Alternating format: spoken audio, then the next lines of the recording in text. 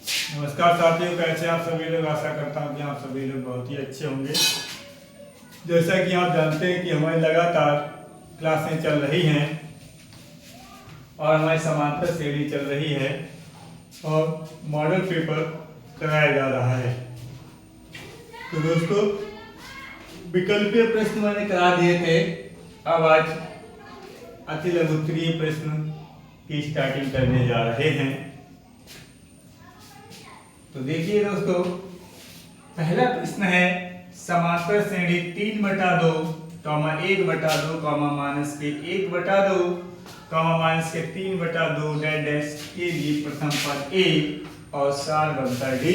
देखिए, प्रथम पद ए लिखना है और सार बनता डी लिखना है।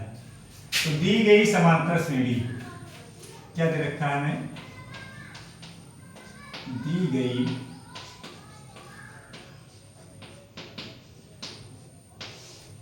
समांतर श्रेणी,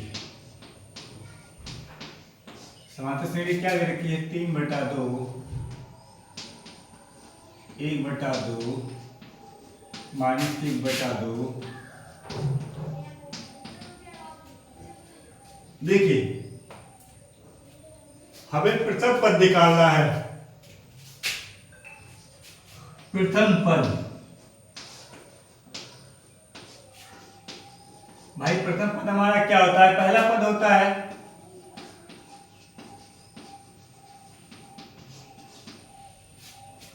सार अंतर कैसे निकालते हैं?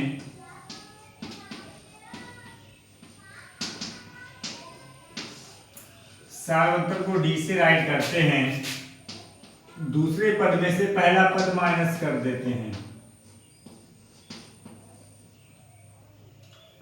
इसको हल कर लेंगे तो देखो, दोनों के हर समान है। एक में से 3 घटा देंगे।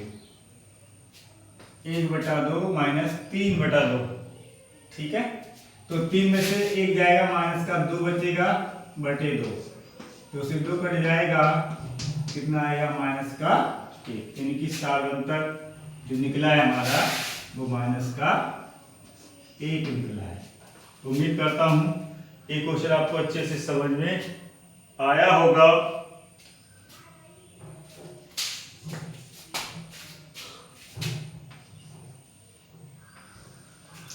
अगला है, किसी समांतर श्रेणी का nवां पद दे रखा है।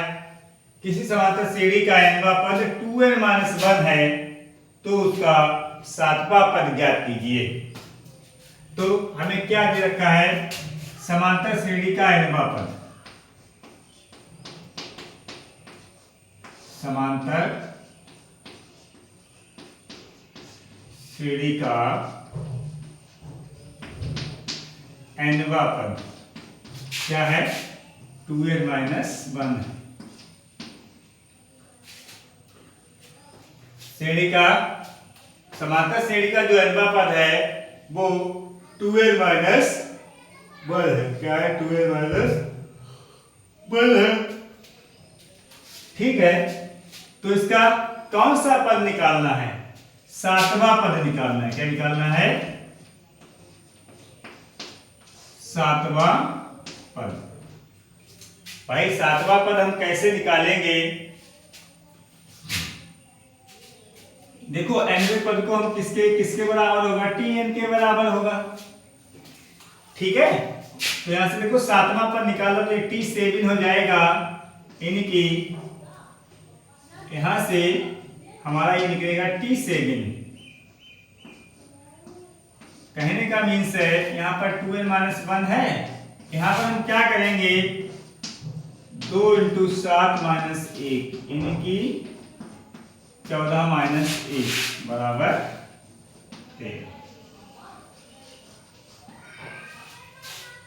कहने का मीन्स है कि हमारा जो समांतर श्रेणी का हमें nवां पद दे रखा था, उससे हमने निकाल लिया है 7वां पद। क्या होगा हमारा?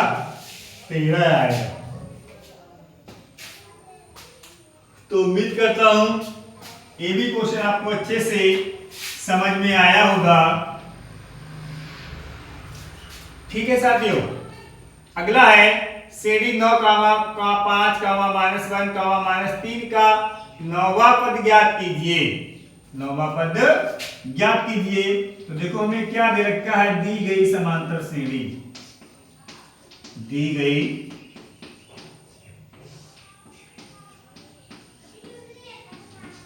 समांतर श्रेणी क्या है, 9 कामा 5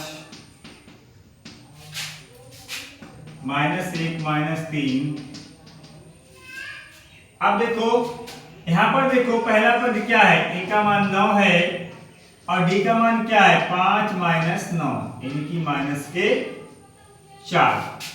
और 9वां पद निकालना है, क्या निकालना है, 9वां पद निकालना है। तो हमें क्या करना है, n की वैल्यू कितनी है, 9 है। अब देखो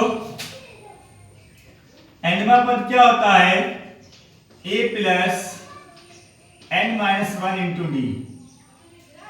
a का मान 9 है, 9 - 1 इंटू डी यानी कि -4 यानी कि 9 प्लस ये कितना होगा 8 इंटू -4 यानी कि यहां से जो हमारा आएगा 9वां पद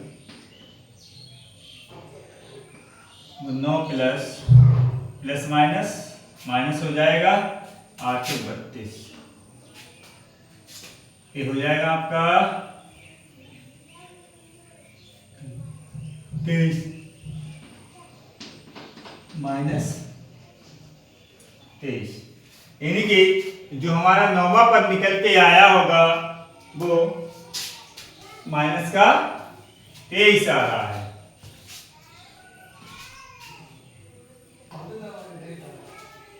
तो दोस्तों अगला क्वेश्चन है, समांतर श्रेणी का चौथा पद शून्य है, सिद्ध कीजिए कि समांतर श्रेणी का 25वां पद है वो 11वें पद का 3 गुना होगा, 11वें पद का 3 गुना होगा।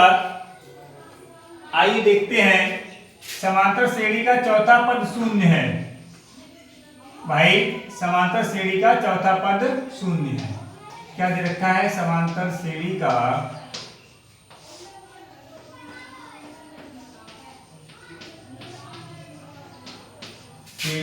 चौथा पद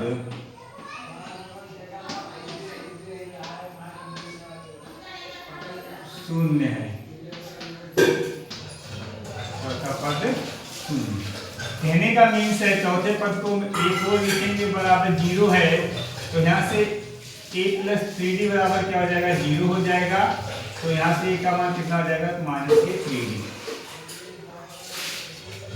ठीक है, तो सिद्ध कीजिए कि समांतर श्रेणी का 25वां पद, कितना पद है, 25वां पद। अब देखो 25वां पद a 25 बराबर क्या होगा, a प्लस 24d होगा। a का मान -3d है प्लस ये 24d में से 3 कम कर दो तो 21d आएगा। ये क्या आएगा, 21d आएगा। क्या आएगा, 21d आएगा। अब देखो हमें क्या करना है, हमें 11वें पद का 3 गुना होगा। a11 क्या होगा भाई, a11 को हम क्या लिख सकते हैं, a प्लस 10d लिख सकते हैं, a प्लस 10d लिख सकते हैं। ठीक है, यहां पर a का मान कितना है, -3d है और प्लस 10d है, प्लस 10d है। 10 में से 3 जाएगा तो 7d बचेगा। क्या बचेगा, 7d बचेगा हमारा। क्या बचेगा, 7d बचेगा। अब ध्यान से देखो, समीकरण 1 व 2 से, समीकरण 1 व 2 से क्या कह रहा है कि श्रेणी का 25वां पद, श्रेणी का 25वां पद यानी कि A25 वो 11वें पद का 3 गुना होगा, 11वें पद का 3 गुना होगा। अब ध्यान से देखो बेटा, 25वां पद हमारा कितना है 21D है और 11वां पद कितना है 7D है। देखो 7D यहां पर रखेंगे तो 3 से मल्टीप्लाई करेंगे तो 21D आएगा और 21D किसके बराबर है A25 के बराबर है, यानी कि इति सिद्धम, hence proved, hence proved।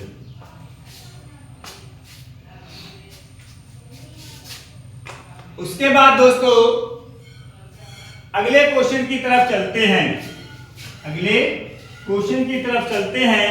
अगला क्वेश्चन क्या है हमारा, अगला क्वेश्चन है कि x के किस मान के लिए 2x, x + 8, 3x + 7 समांतर श्रेणी में होंगे।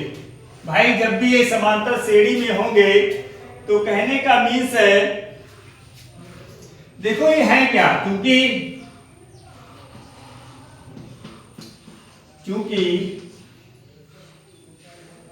2x, x + 8, 3x + 1, क्योंकि 2x, x + 8, 3x + 7 समांतर श्रेणी में है। इसमें है ये समांतर श्रेणी में है, समांतर श्रेणी में है,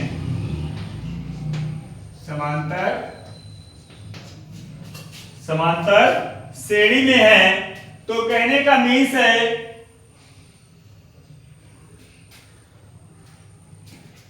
तो क्या होगा, अतः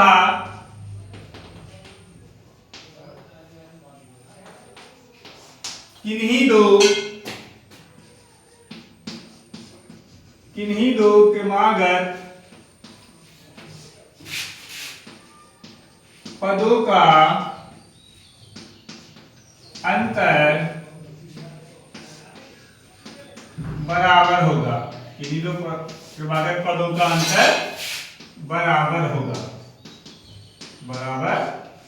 होगा, कहने का मीन्स है T2 में से अगर T1 माइनस करेंगे बराबर किसके होगा,